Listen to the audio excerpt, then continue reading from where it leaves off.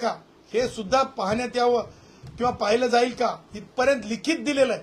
आणि त्यामुळं उद्धव ठाकरेच्या प्रेमात असलेला हा अधिकारी, वादग्रस्त अधिकारी गिरीश देशमुख ह्याची सुद्धा चौकशी त्यांचा पॅरेंट डिपार्टमेंट हे एसटी महामंडळ नाही गिरीश देशमुखचं, तो फायनान्स किंवा ऑडिट डिपार्टमेंटचा आहे। त्यांच्याकडे त्याची तक्रार करण्यात येईल, त्याच्या मालमत्तेच्या विषयक तक्रार करण्यात येईल, त्याची चौकशी झाली पाहिजे। लैंगिक शोषणाच्या मध्ये तो सहभागी आहे का या बाबतीमध्ये देखील विशाखा समितीद्वारे, कारण तो क्लास 1 ऑफिसर असल्यामुळे त्याचं पॅरेंट डिपार्टमेंट वेगळं असल्यामुळे विशाखा समितीद्वारे त्याची चौकशी झाली पाहिजे अशी देखील आम्ही मागणी करणार आहोत। आणि ह्यापुढे महाराष्ट्रात कोणत्याही महिलेला, कोणत्याही सार्वजनिक क्षेत्रात काम करणाऱ्या महिलेला जर लैंगिक शोषणापर्यंत किंवा मानसिक अत्याचारापर्यंत जर त्रास होत असेल तर त्यांच्यासाठी आम्ही टोल फ्री नंबर जो आहे आज आम्ही जाहीर करत आहोत। त्या महिलांनी त्या नंबरवर त्यांनी कॉल करावा।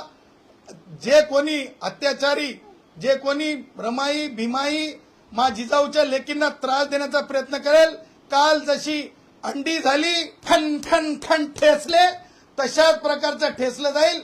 नंबर आहे 90-22-90 हा नंबर सुद्धा आज आम्ही धोरण म्हणून जाहीर केला आहे। सदावर्ते साहेब, तुम्ही सर्व घटनाक्रम सांगितला, पण नेमकं बैठकीमध्ये फ्रीस्टाईल हाणामारीचं कारण नाही सांगितलं, संपूर्ण घटनाक्रम थोडक्यात सांगा।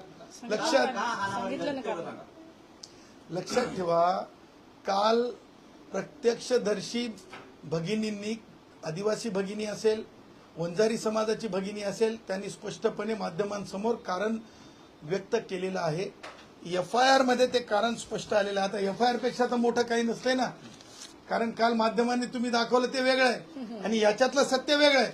याच्यातलं सत्य असं आहे, काल जे अंडी झालेले आहेत त्याचं कारण म्हणजे कलम 352, कलम 115(2), कलम 117(1), कलम 324(4), कलम 74, त्याचबरोबर 191(2), त्याचबरोबर अनुसूचित जाती जमाती कायदा 3(1)R, यस आणि VA म्हणजेच महिलांवर कशा प्रकारे अन्याय, अत्याचार, त्या महिलांच्या इज्जतीपर्यंत जाणे हे कारण एफआयआर मध्ये स्पष्ट सगळ्या गोष्टींचा आढावा घेऊन जवळपास किती तास एफआयआर साठी घेतला?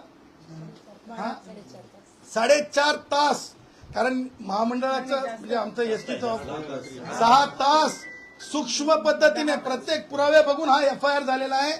आणि त्याच्यामुळं कालचा जो घटनाक्रम आहे, एक महिलांचं संरक्षण, महिलांचा स्वाभिमानाचं रक्षण, लाडक्या बहिणींचं रक्षण, लाडक्या बहिणींचं रक्षण, आणि त्याच्यासाठी काल उद्रेक झाला।